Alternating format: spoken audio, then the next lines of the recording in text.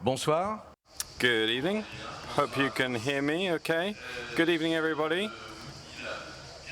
So I'd like to wish you welcome to happy audience of this final session of Rencontres Économiques DEX 2025. I say you're happy because I know that you came with anxiety and fear about living in an increasingly fractured and aggressive world, but in an hour you will see how we can find agreement and dialogue thanks to our guests, who I'm just going to introduce very quickly. We have Léa Pizarre, who's the president of the Aladdin Project, Bruno, I don't want to get your name wrong, Bruno Serras, who is both a boxer and has 2 masters in business law and management of sporting organizations. There's also Ayam Surur, who is a youth author, Dominique Meyer, who is a cultural entrepreneur, and of course Jean-Hervé Lorenzi, who is the president of the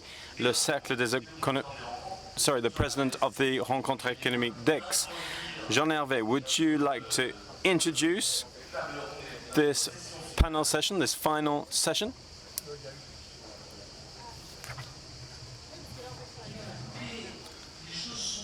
Well, things can be said really very simply. The Rencontres DEX 25, everyone says it's amazing, but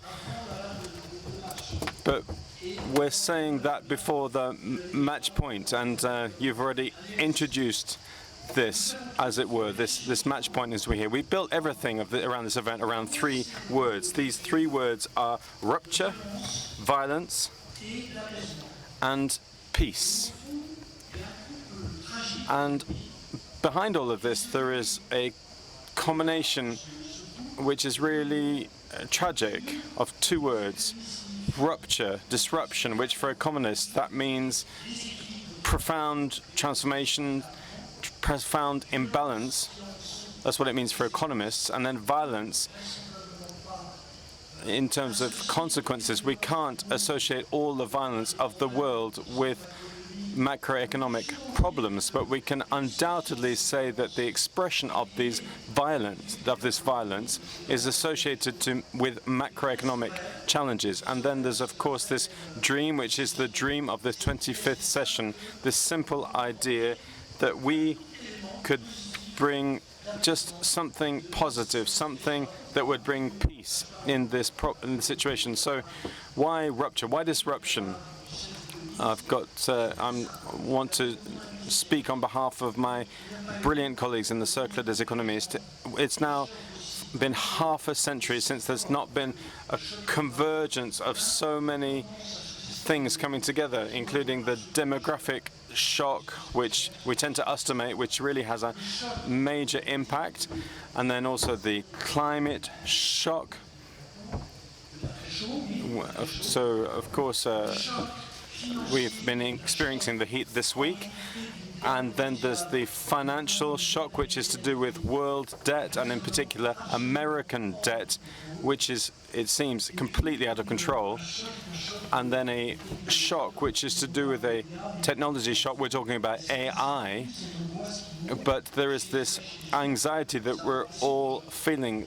People are all feeling that this is going to replace their job, and this whole range of shocks and disruptions associated with violence and the expression of violence, which we can find everywhere. So we can think about Greenland and intergenerational violence. This is our daily life. I was listening to if you're looking at television news, you can just see that every day there's this violence going on. And so there are 2 things. What we want to do is to try and get dialogue going again, and that's what's been done thanks to the talent of the program team. We want to bring together people. It's just a beginning, but we want to expand the discussion. Politicians, we're not seeing them quite so many more, and academics tend to be enclosed in their own story, but think tanks say what they want to say. And the second thing we wanted to do is we want to identify all of the links which make it possible to break this cycle of violence. These systems to do this exist, but we're talking about the links between people. We're talking about music, literature, sport, dialogue. All of these things create links between people. And this is what perhaps might make it possible for us this evening, make a small contribution to the peace of the world. Thank you, Jean-Hervé Lorenzi. Dominic Meyer, you led the Champs-Élysées Theatre in Paris, the Vienna Opera, the Scala in Milan. Could we see that the Milan government didn't want you anymore? Yes, they didn't want foreigners anymore leading the La Scala. They had to put in place a law in order to send me packing.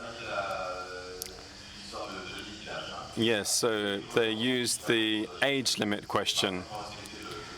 And so today you have perfectly complied with the dress code for this session. And today you lead the Lausanne Chamber Orchestra. What are your solutions and your suggestions in terms of this question, breaking the cycle of violence in our societies? First of all, I know what's expected of me today, but I don't want to be too naive.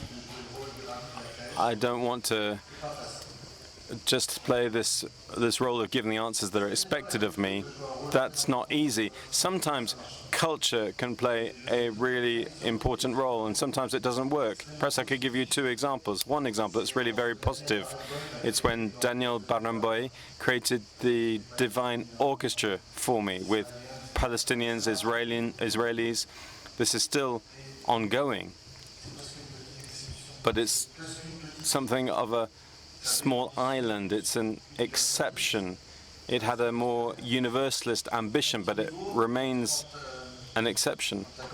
At my level, when the conflict began in Ukraine,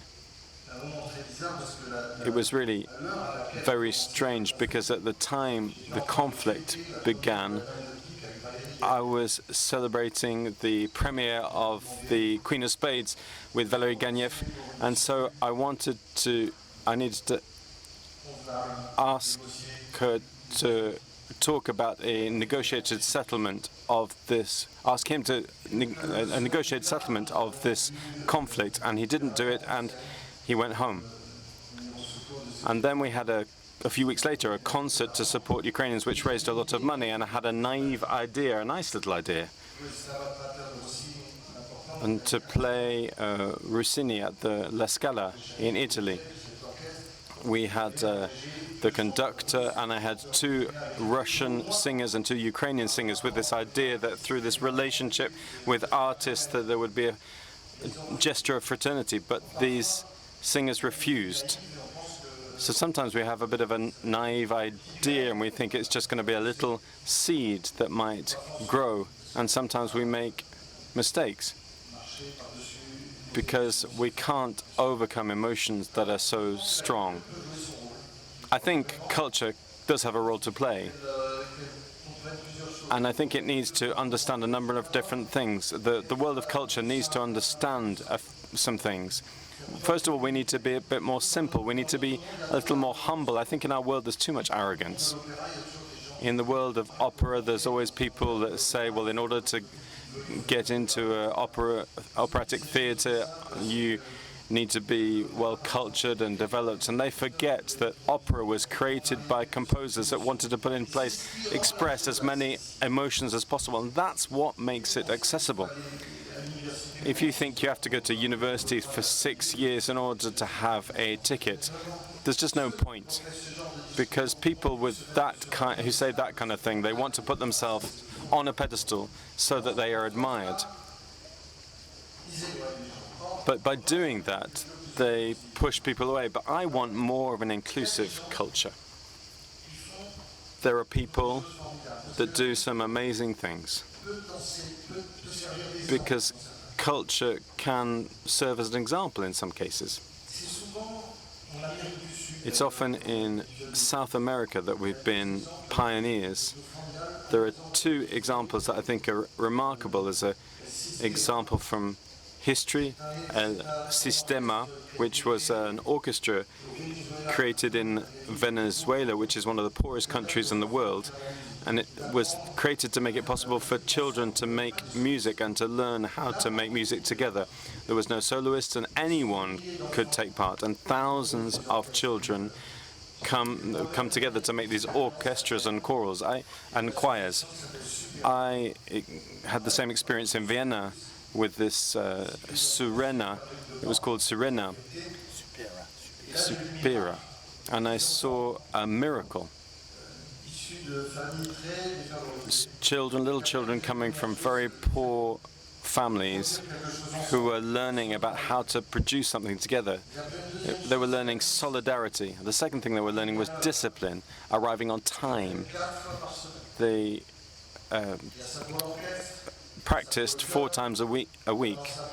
That was for the orchestra, for the choir, for dance. They were learning a discipline. They were learning to work together in a project. I went there very often. I was in the Vienna Opera at the time, and I went to see them. And one day I took them a gift in a plastic bag. And the conductor who was leading them asked these children to guess what was in the plastic bag. These are children that have nothing. They come from very poor children. They really are not the kind of people you'd expect to do musical studies, and they kind of didn't know how to answer. But behind, at the back, there was a little girl who raised her hand, a little bit shy, and she said, "Well, there might be strings for our violins," she said. And it was strings. So this little girl who had nothing, in the evening she'd be perhaps on the street, but she came to practice 4 times a week to make music with other children. And she had this dream, having strings for her violin. And that's a pretty good dream, really, isn't it? Well, there's been lots of experiences like that. It might not be the big institutions that are really high profile that do this work the best, but perhaps just associations of people who just want to work with a lot of goodwill. And I think we could bring together professionals in this work. So often I had professionals from the Vienna Philharmonic Orchestra in order to train these children. And this was beautiful because it was a case of really transmitting knowledge, skills, and values to these children. Thank you very much.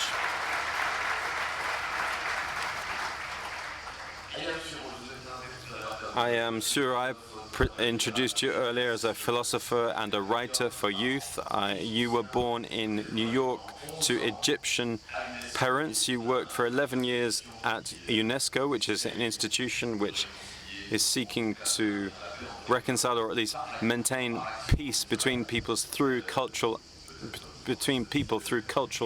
action. Perhaps you might have some thoughts about that. And how do you see this whole thing?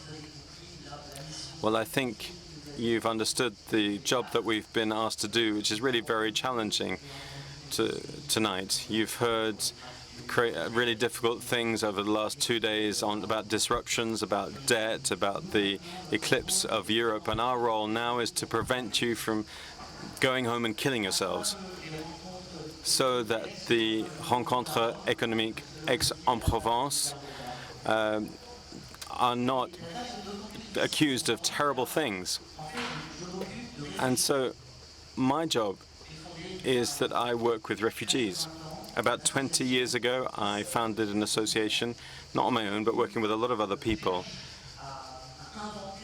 an association that is seeking to invent a model for integrating refugees in France.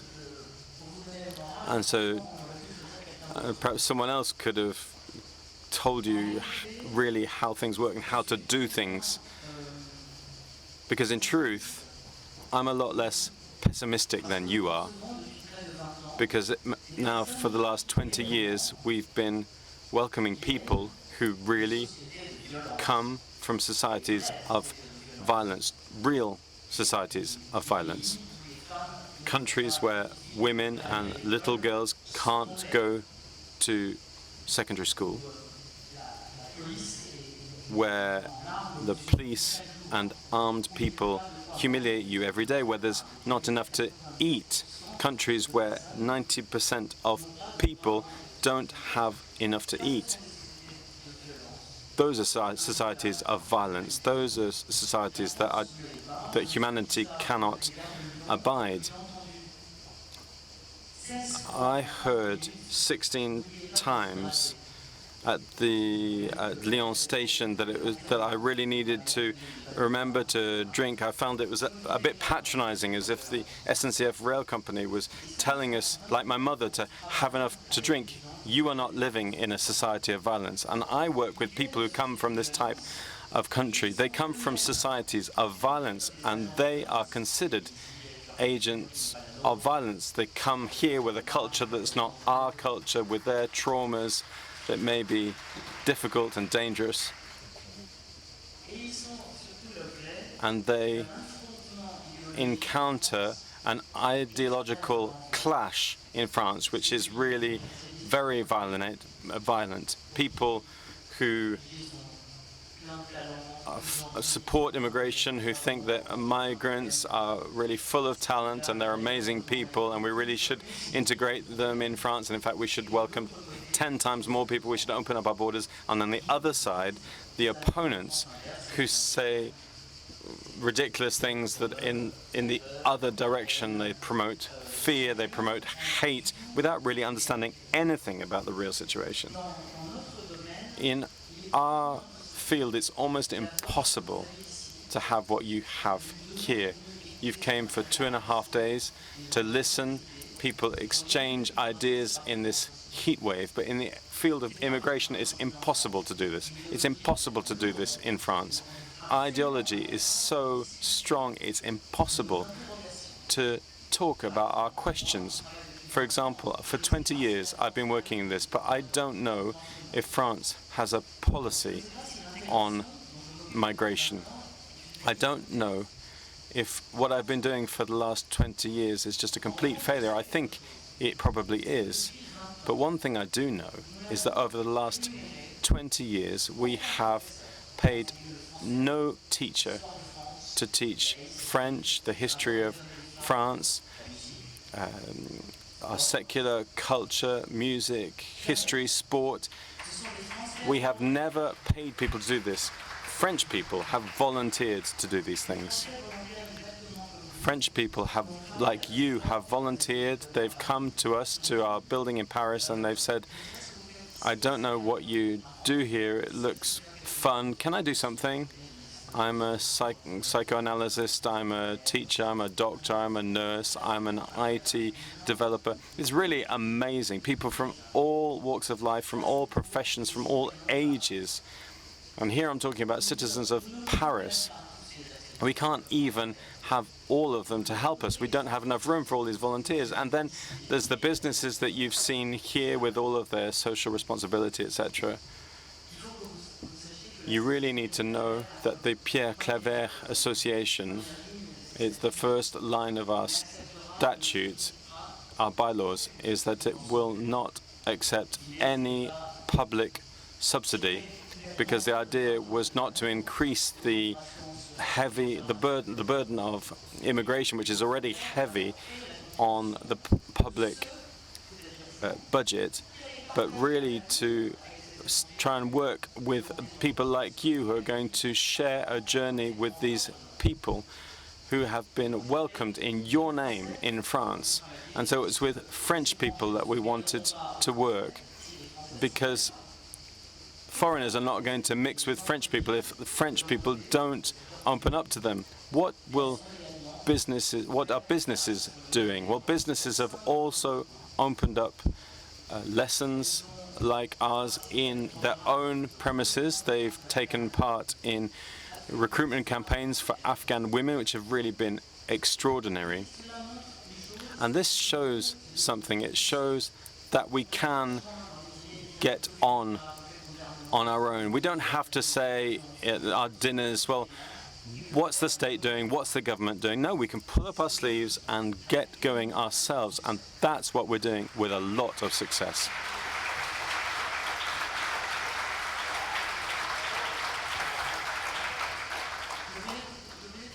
I wanted to wrap up with something which is really perhaps the greatest lesson and the greatest surprise for me. I really wasn't ever intending to do what I'm doing. Is that we've communicated with 6,700 refugees, but each of us have learned a lot about what France is simply by sharing it. Suddenly you start to understand what France is, what you are, what you love, what you hate, what you really believe in, what you really want to hold on to, what you really want to say to a foreigner. And so these foreigners, like you were saying, have taught us a lot, not about their national folklore, but about ourselves. And that's really what I wanted to say to you tonight.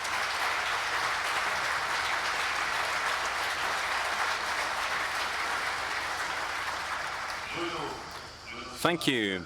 Bruno Suras, over to you. So, of course, we all are aware of the fact that we're asking a professional boxer to talk about how to break the cycle of violence, in particular since I read in an article that you are a nice guy who's been taught to be nasty. I think it's your trainer that said that about you. I perhaps need to just remind everyone of this story which was surprised the boxing world a few months ago. It was on the 14th of December in Tijuana in Mexico. You were sent really in order to get beaten against a big boxer who was #1 in the world at the super middleweight, Highway Mundwen. I think I've got that right. And you knocked him out, which had never happened in front of his own country, in front of his own people. This was the first knockout that he'd experienced in his career in front of 30,000 people. So you have been nicknamed the French Rocky, but your real nickname is Brunello. You are from Marseille. You grew up in the Belle de Mai district. You are 26 and will soon be 27. And I was saying earlier, you have 2 masters in business law and management of sporting organizations. So what is your philosophy about violence, about confrontation outside the ring? Well, today I have the really weighty task of being an ambassador for this sport. Boxing is a violent sport, and it's important to understand where violence comes from. Violence comes from emptiness and a lack of people around, a lack of recognition. And boxing is something that gives structure in order to create an identity, make it possible to have meaning, recognition, and a direction in life. Boxing makes it possible to get to know yourself better, to have self-esteem. It also gives you a kind of rigor. And that's why in penitentiary programs there's a lot of boxing, because it makes it possible for individuals on the margins of society to rebuild themselves. Whether this can be the case for young people or people who come later to the sport. People say that boxing is a violent sport. It's often practiced in poor and areas, but I've never felt safe anywhere as in a boxing ring, in a boxing gym, and even in those places. In these places, there's a real recognition between people. There's a lot of support, mutual support and help, and that's why we need to really break that image of boxing. What is boxing? Well, boxing is the domestication of violence. It's not a violent sport. It's a sport that involves control. Often people say a boxer that knows how to manage and handle his emotions, it's that boxer that's going to win. And so violence is a second issue. The goal is not to hurt your adversary, but to impose your will and your tactical expertise on the adversary. So this clash, this most spectacular aspect, the part which we see, is where we have 2 people who recognize each other because we understand what the other has been through, I know what the guy in front of me has been through. I know what happens, and so it's a direct confrontation that generates a lot of respect. So Tirana, when I was sent to Tirana, I was outside in front of an audience who were not for me, but in the end, we are two human beings in the ring, two athletes. We know what it is to get ready for this kind of event. We know what's involved in this. So there's just respect. In 20 years of boxing, I've never seen a fight that doesn't end with the two adversaries embracing. You're 26 and you've been boxing for 20 years. Yes, I started boxing very young when I was 3, and competition not long after that.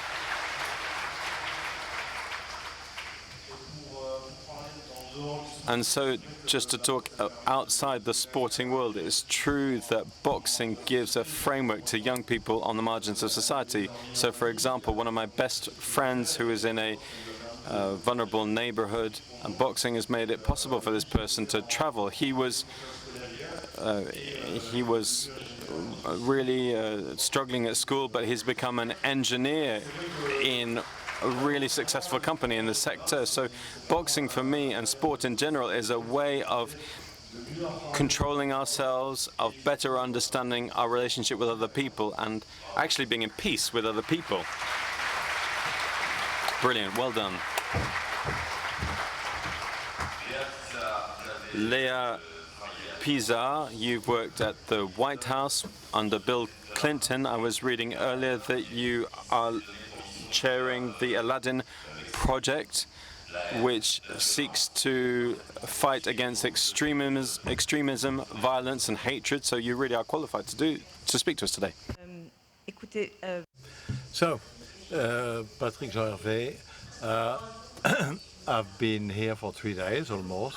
2 observations. It's hot, and everything goes wrong everywhere. The world is a mess.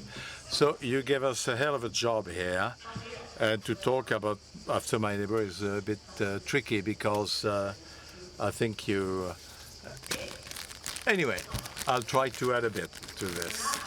We're dealing with, it was said, with a violent world. You know, lost its bearings. You know, I feel the anger everywhere. You know, the voters on both sides of the Atlantic, which express a lot of fear and distress. And here, with our long principles, our big diplomats, we are completely missing the zeitgeist. Something is going on. As an American and Democrat, I can tell you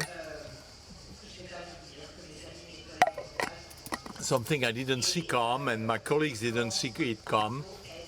We need to be, we must listen, and we must be able to decipher what goes on. So what is my business? Well, it is indeed dialogue. So how can I help people who would never come across one another, would not talk to one another, and how can I lead them to dialogue, to exchange, to overcome our priorities and preconceived ideas? How can you find a field, not for agreement, but at least to a human exchange? I thought I knew how to do it. And then came October 7th and everything that followed. And this political hell in the US, I do not recognize my country, and I'm not sure I will find it again one day. So therefore, you know, I'm not over happy. Yet, about 2 months ago, I had a declic. I was in Warsaw in Poland. I had a meeting to talk about everything that goes wrong and what can be done. And someone said to me, I thought my blues could be detected, you know, by 1,000 miles away, but how can you be so optimistic? I said, me optimistic? And then I had some kind of a flash, which could have been given by Pangloss or Mr. Jourdain. Well, if they think I'm optimistic, I'm going to be optimistic. I will fake it till I make it. So I think that we don't have a choice. Otherwise, it's, we capitulate. And if, as Ian said, we are not in a situation of distress, total distress, well, we, each and every one here, have the resources, human, external, internal resources, and duty, our duty to do something. Why am I so optimistic? Where does it come from? From my father. He was one of the youngest Auschwitz survivor from Dachau, Maganek, and despite everything he went through, everything he saw, he never lost his faith in mankind. During the Cold War, he was obsessed with the idea that we had to avoid the nuclear conflict. He pushed for dialogue and trade between East and West to to block the military menace or threat, and this is where he convinced me, and I do believe in that strongly.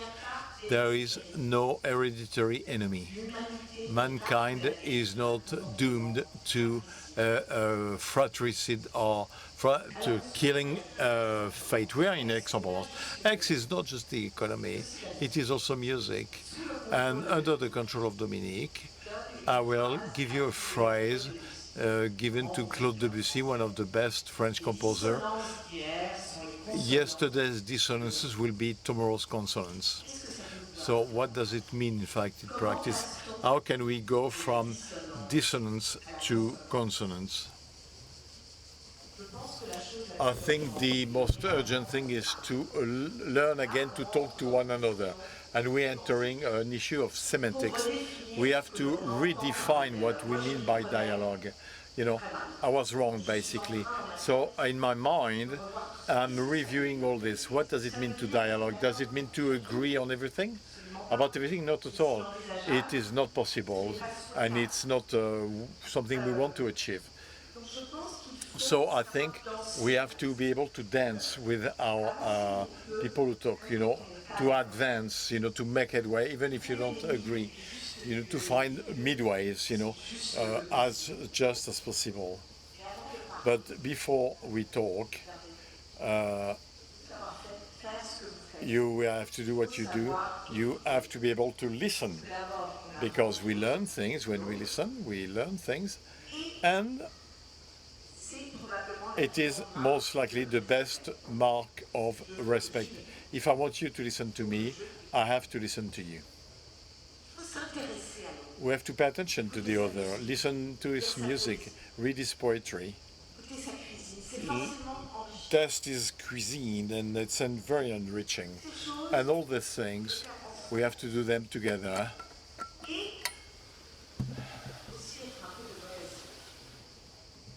And you need a bit of bad faith to establish a dialogue. If we can, first, you have to go around the elephant. Yeah, avoid difficult topics. Start where it's easiest. Look how Europe started after the war, Second World War. They started with coal and steel, but it created a sort of virtuous circle. So we need new projects, a common project with mutual benefits, which will help us to coexist despite our differences and with our differences. And when our leaders are failing, when they go against the social contract and they fuel, disagreement, and want to, well, it is for us citizens to create a new dialogue, civilian and civic dialogue. And I do believe it can be done almost at a granular level. Each of our interaction will contribute the way we say hello, the way we thank people when we do shopping. We must see each other as players and carriers of a new social contract. We must think about the interdependency, natural interdependency that drives our society. And we have to remember our best interest, personal interest, is the general interest, because we are all in the same ship. Clearly, there is a physical dimension. We see it here. People have to meet, and we should not hide behind technologies that isolate them, that turn them into radicals. So we must foment true human interactions in the work places, in school, in churches, everywhere, you know, everywhere, in open market, in hospitals, everywhere. We need to meet and for the youth. And what I invite you to do, what I ask you all to do, is to go and meet the other. Of course, education has a key role to play, but there is one element, it seems to me, because I have a son who's 10. How do you raise a kid to be able to deal with fake news, to make difference between truth and false? You see what goes on the internet. A kid who's 10, how? Well, simply, we need to give them practical skills. My son does a lot of woodwork at school, and he learns what is, it puts him in confidence, and it gives him ability to have a critical spirit, and it's most important. In the US, put hope in culture, because I think they might not come immediately to annoy us. So, and even if we fear, there is the idea of dismantling fiscal incentives to time running out. So allow me as an American to do a bit of a lecture. Don't fall into the trap of what goes on in the US. Trump wants to destabilize Europe. You know, it's a bluff. Please do not help him.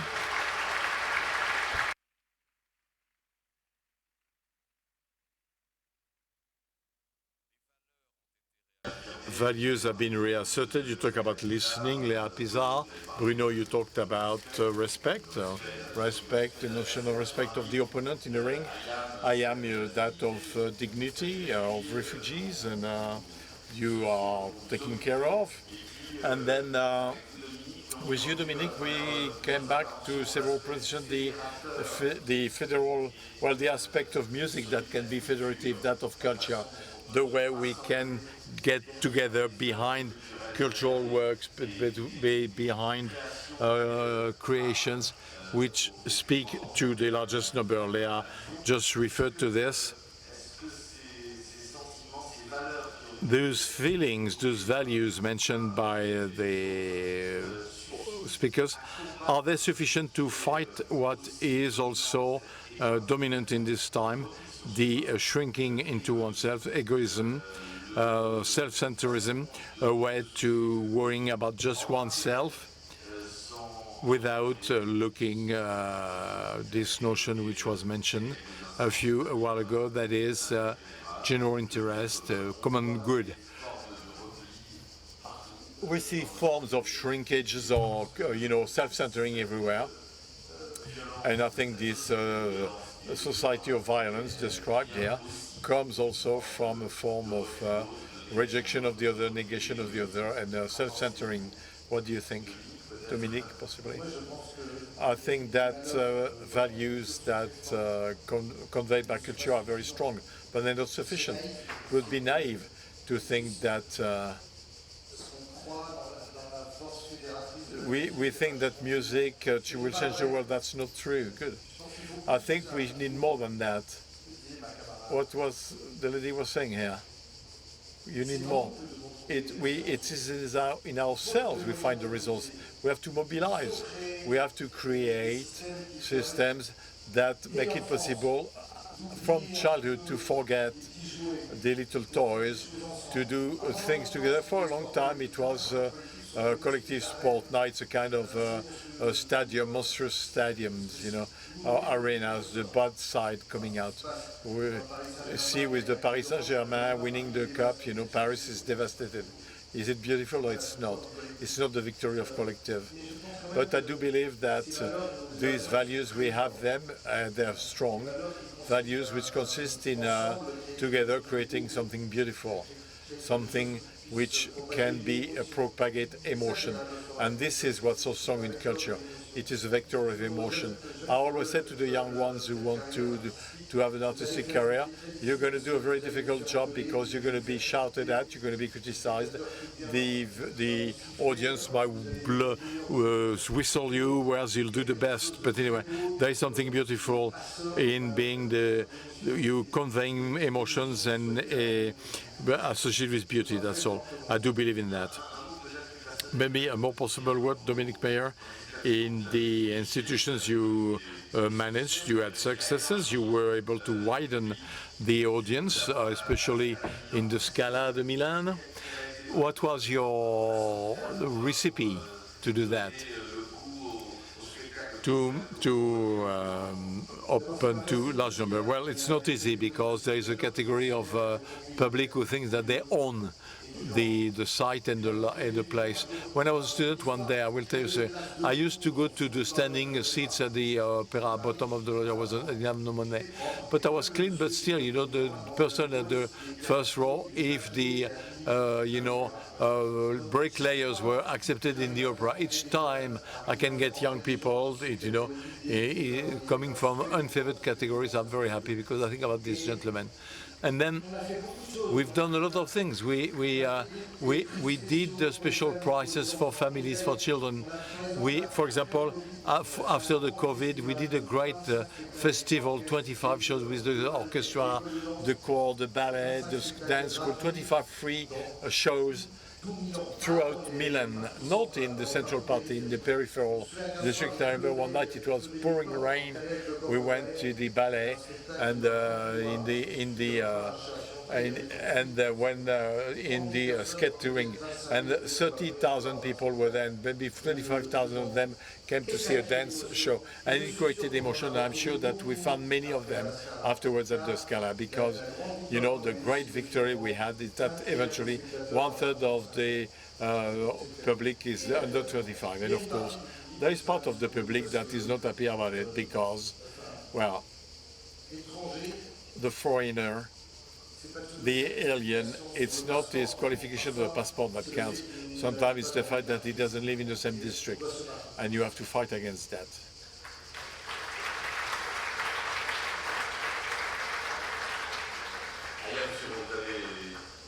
I am sure, Leon, you talked about a form of rejection of the other. Well, I was listening to my friend, the boxer here, and this phrase when you said it, which is, I never felt more safe than in a boxing room or gymnasium. Well, it's amazing to say that because you realize that the effect of brotherhood, of friendship, and of the belonging. You belong. I belong to a group, and all the different players you talked about belong to this boxing gymnasium, or we hit one another and then we kiss one another. So I would say that what annoys me here is that violence, you said it, is part of life. It is rare that we would innovate and create without violence.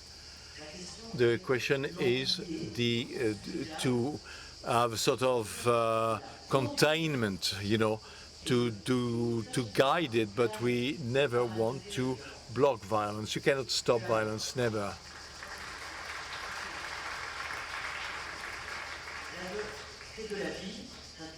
It's life, it's life, it's life, it's power, and it's what's possible, the consonance of tomorrow. And it is possible, what's possible is violence, and you have to know how to find not the sense of dialogue, but the sense of this courage to face someone who doesn't think like you, as Lars said, to have the courage, the courage to listen, to support the contradiction, to accept contradiction, and to take the risk of being transformed because your opponent, a political or ideological, is said, do not occupy some kind of a perpetual replay, the same stand, the same position, because that's why you're invited on TV to be yourself. They'd be disappointed if you change your opinion. You occupy a position, you want to be the punchline that will be tweeted tomorrow because You mix authority and influence. You mix truth and influence. What's important is the clean knockout. So it takes 1 year to do that for that 1 second. So 2 net for victory.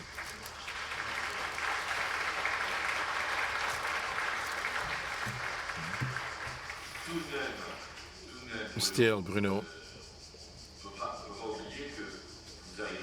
you grew up in a city, you live in a city which today is a symbol of violence, urban violence, narco traffics, Marseille, with huge efforts made by the public authorities to try to contain this violence, not very successfully, unfortunately. Did you see this evolution in where you were, in La Belle de Mai or elsewhere in Marseille? Or did you see this violence, endemic violence associated with narco traffic and not only?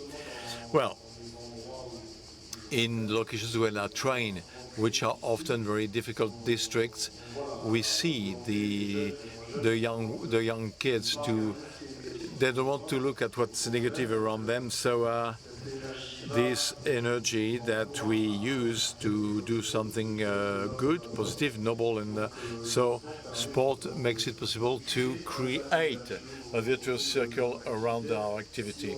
And if we look at the negative aspects of the city, we never make headway. So we are the ambassador of the other one to create a positive movement, and 1 + 1 + 1, and eventually the positive will be spread, and we make headways. So we create the direction that we position today.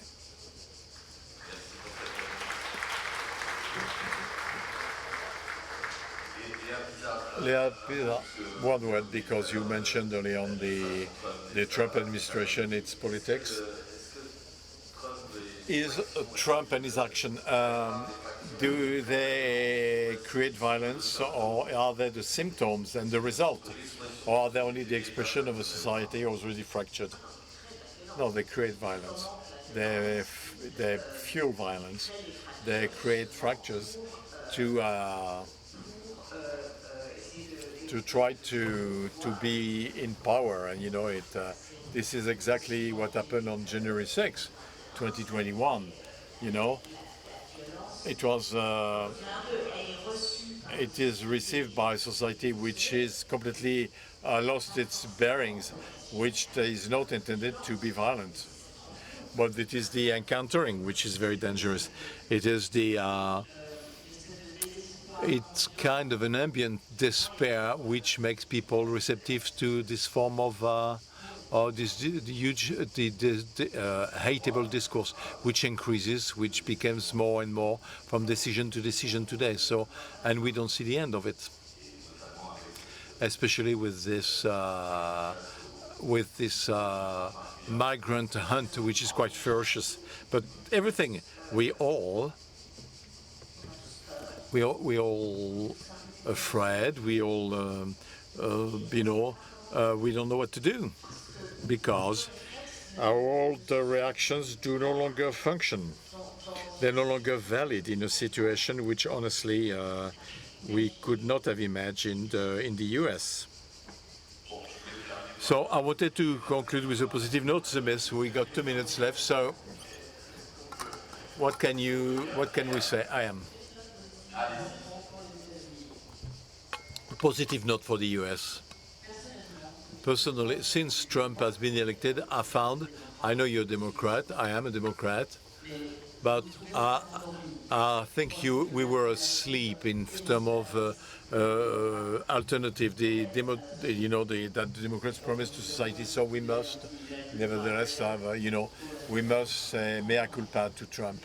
But since Trump has been elected, I've never seen such a intellectual vitality. Look at the discussions between jurists when the Supreme Court says something recently, each decree, each act, the discussion among political justice, blogs, and so on. It's amazing. So I can guarantee you that it's far more alive.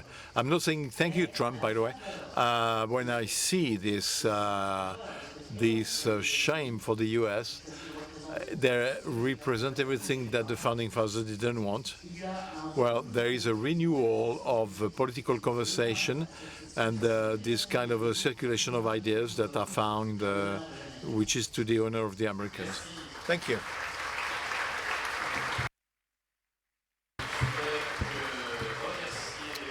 I want to thank the speakers, because I leave the floor to Jean-Hervé Lorenzi. Maybe you want to say a word, Jean-Hervé, sorry. You stay, but you can say a word of conclusion, and then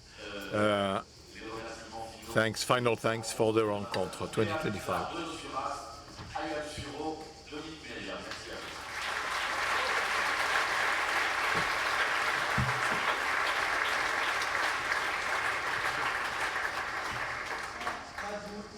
No word of conclusion, it's impossible. They're great, the four of them. So, and you, well done, good job. Yeah, I'm sure you were not there, but never the Rencontres d'Aix had a final session of that level or of that type. It's amazing. So you can really give them a round of applause of the 5, 6 speakers, but applaud everything that was in the program, to conclude the rencontre, the obligation, the endingment and the containment, the violence does exist. The problem is to contain it. To have invented that for the end of the Rencontres d'Aix, it's amazing. So, congratulations.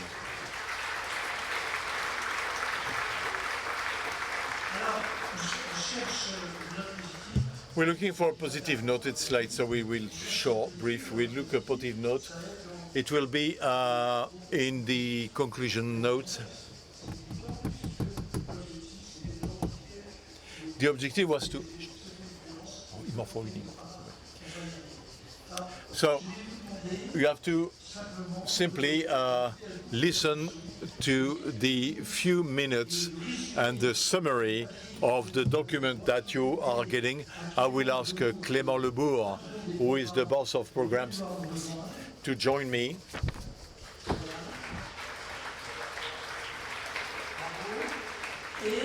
And I would like to indicate that since you are nice to stay so late, we'll do it in 5 minutes. The text is very well written. It was written by 2 young persons called Louis and Mathilde.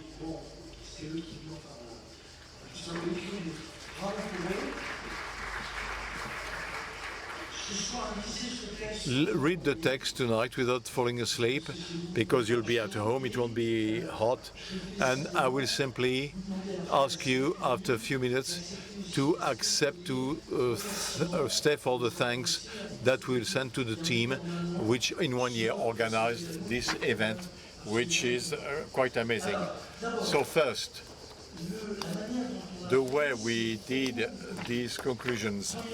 First, it's no longer before was used to do the final declaration by saying United Nations must do this, US must do this, Costa Rica has to associate. Well, no, it's gone.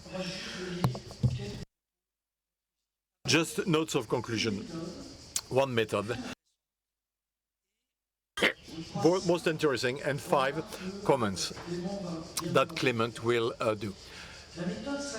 The method consists in doing amazing work. As I said, we had 35 think tanks, and the 35 think tanks, they wrote notes on the topic of violence, on all topics. And we had to absorb that first topic, and then second topic, they had, thanks to Clément, we had 80 sessions. We took notes of the 80 sessions, the 80 proposals, and we started putting that in the big mixing machine. And finally, we add some kind of text, as we do. We send text to all members of the Cercle. I can see my camarades who are laughing here and charming. and everybody replied, and therefore you got all aspects of these proposals, of these views that we can have on this theme, very complicated theme of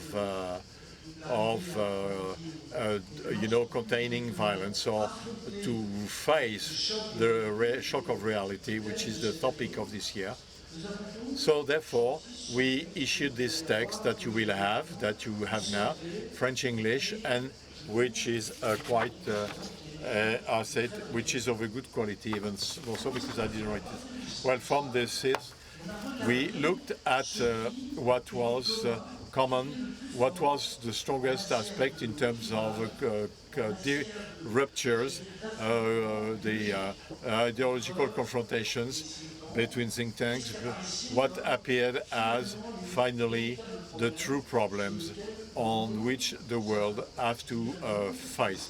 I'm saying the world because think tanks would come from all continents. And I will rapidly the list, but you see from that we worked hard.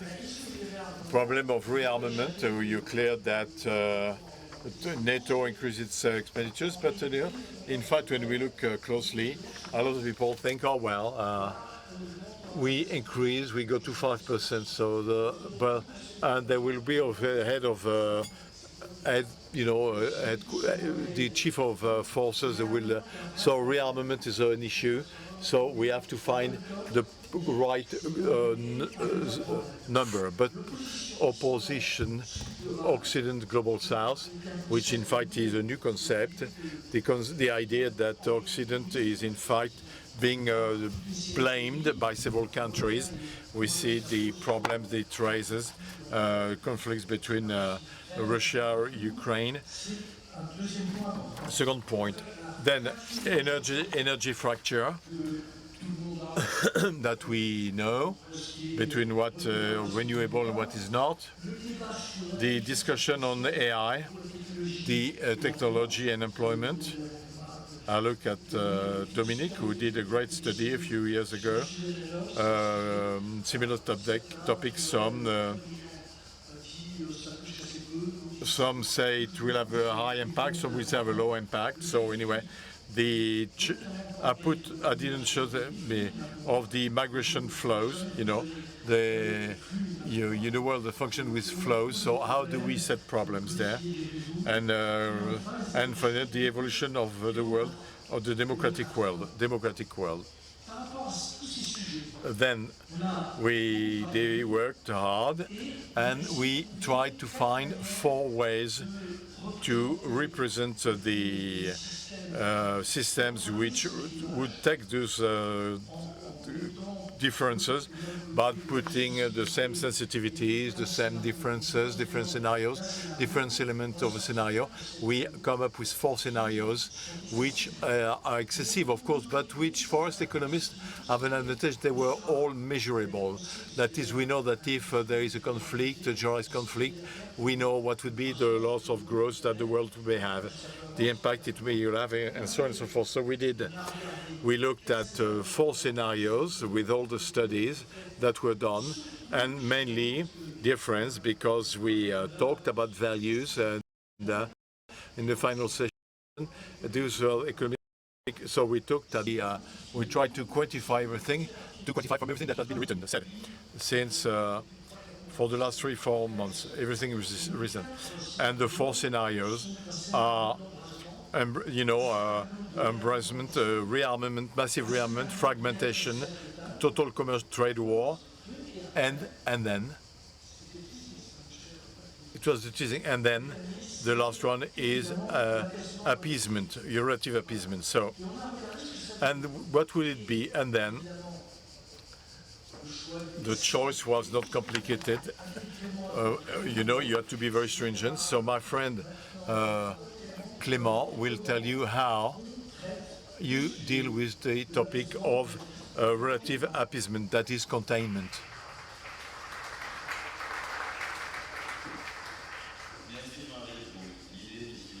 The idea was to propose ways to appeasement, ideas, not to turnkey solutions. First one would be to promote a rearmament and reasonable rearmament and protectionism. with, and commit ourselves for tariffs limited to 10% and have a more position with negotiation with the US around the regulation of the Digital Market Act. That's the first way. Second would to reinvent a cooperation format that was mentioned during the first session, the first plenary session by Jean-Noël Barrot, Hubert Vétrine, and Jean Pisani-Ferry, because the global recomposition obliges us to talk with everybody. That be the case with China, especially with the question of China. And you have to be in the way you apprehend global challenges, but this also must be treated in an infra-European manner with the model of the coalition of voluntaries as developed for the case of Ukraine. This could be developed for other topics and the development of Africa. Third way would be, of course, to start from the youth. The Cercle des Économistes has been mobilized for years for the room of youth, and it was expressed in the program with agoras and conversation with 7,000 youth. And the main problematics, socio-economic difficulties, ecology, and bien sûr political exclusion. And one of the proposals would come out of that was done by the Women's Union, will be to organize transfers of seniors for youngers in an investment fund that could to finance and seniors and to finance housing for youth with the savings from the senior.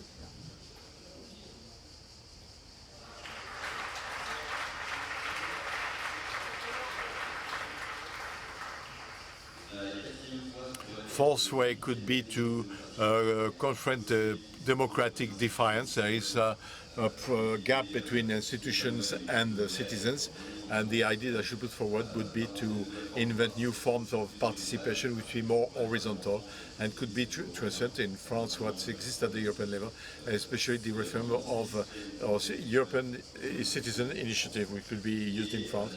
And last way would be to extend what we try to do in the Rencontres, to innovate in the spaces of dialogue, because if political responsible are not in capability to dialogue with one another, so continue the work with the different think tanks.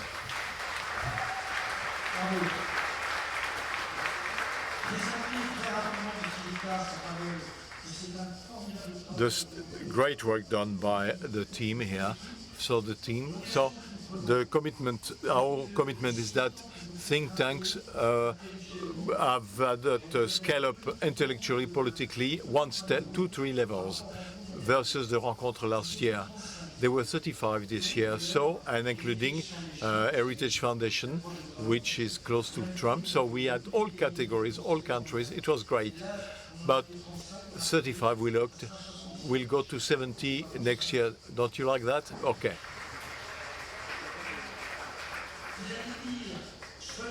Read the document, because it is just to say that we can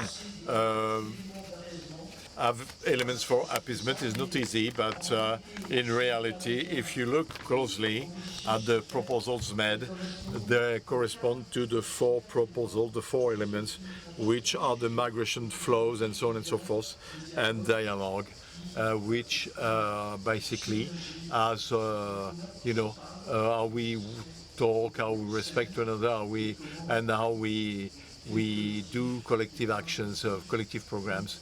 So I think we did our work. We've closed the 25 Rencontres Dex 25th. We're happy, and now we have to cry because it will take a year to meet again. So it will take a year to meet again.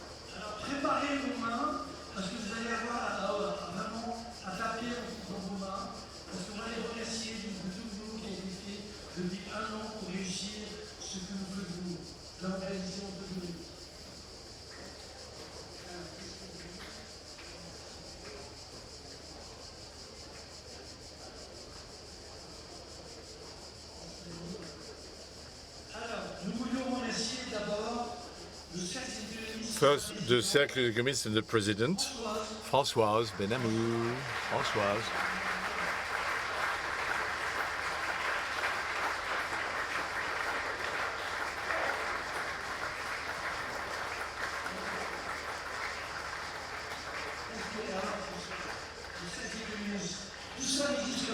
This will not exist without the Cercle des Économistes. Françoise.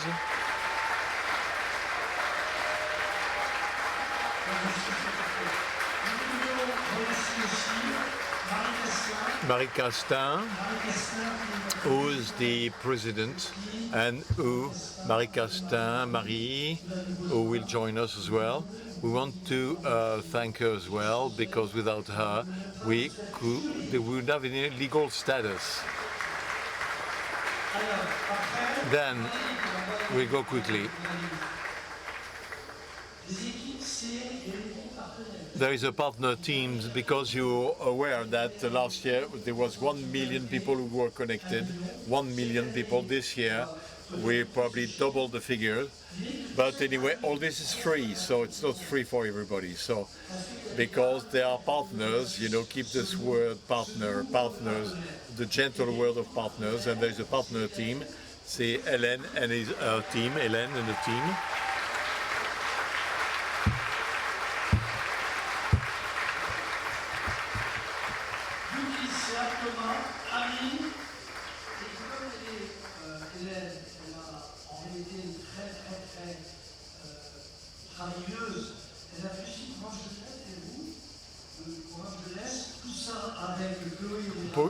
Chloé Léa for the youth program.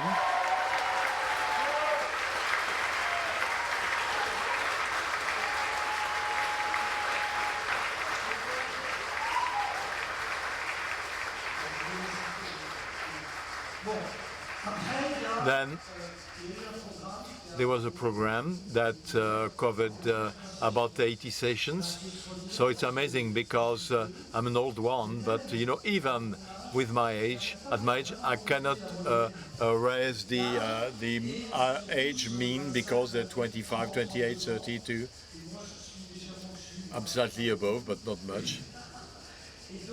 So Clément, whom who talked early on. Thank you, Clément. Pauline, Mathis, Camille, Vincent, Charlotte, and Katsi. Thank you.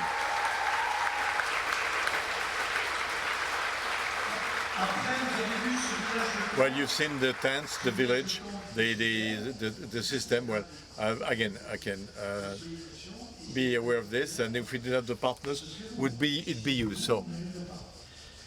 So it's called the production. So Laure, where is Laure? Laure Koum, over there, Laure. And she has a team up to the challenge, up to the cost.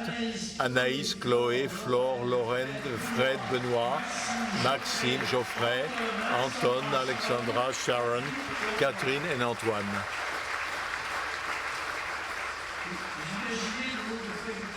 You can imagine that we have to pay all these people. The communication and press team, which is quite remarkable, Alban, and Anne deals with all the media, Pauline and Adélie. Congratulations.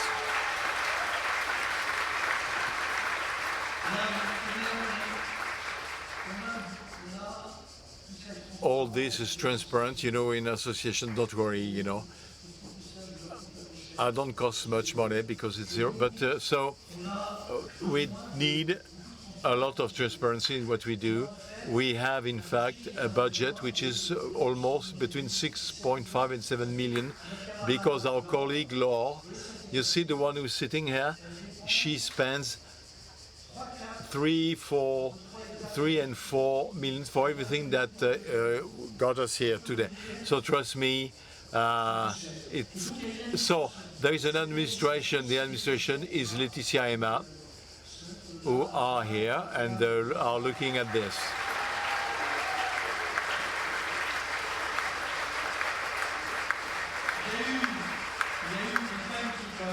Timekeepers.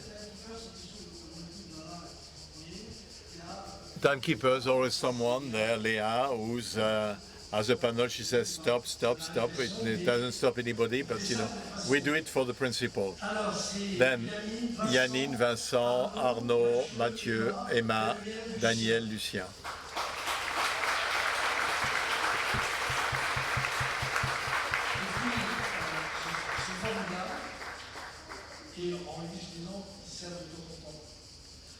And then there is a amazing participation of people we called 2 days ago and who take the train because we feared that we won't be large numbers. It's Leah and Theodore who are with us as well. Congratulations. Final declaration, there is a note keeper because, as I said, we did an amazing piece of work. Mathilde, Louis, and the two who wrote the text. Louis is the big one, and Mathis is the small one.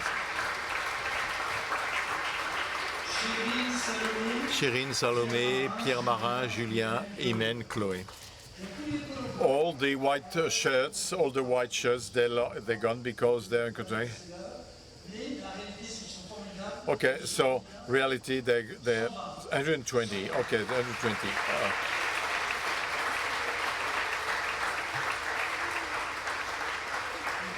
And then, of course, we would like to thank the region, the AMU, Sanspoex, the Directorate, everything as well. But mainly, all those from Aix who live in Aix, who are fortunate to live in Aix, you've been able to see that what we tried to do, and we were the first step of the city of Lourdes to transform the city into his city of history. We turned Aix into the history of the city of economy. They did the city of economy and social in the cinema, on terrace in front of Sciences Po. So great, and I want to tell them that we're very and we at the back here, there is a fresco. It happens that for physical reasons, and we could not move it. It's over there. It was done by the School of Art of Aix, and look at it's quite amazing.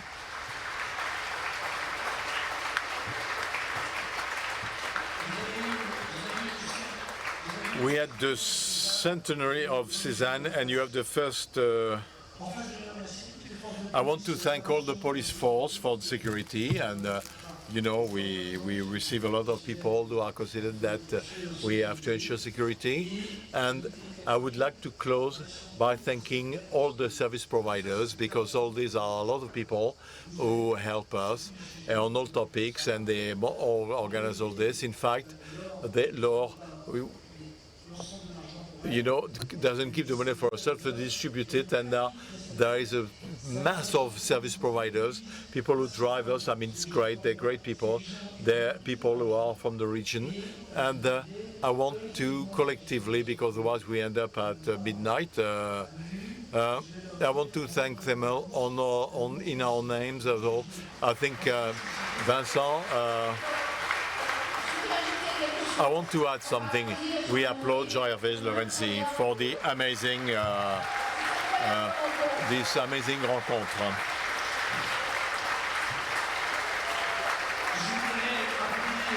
I want to applaud Françoise because she applauded me. Thank you. Nothing would be possible without Françoise and the Cercle. Thank you.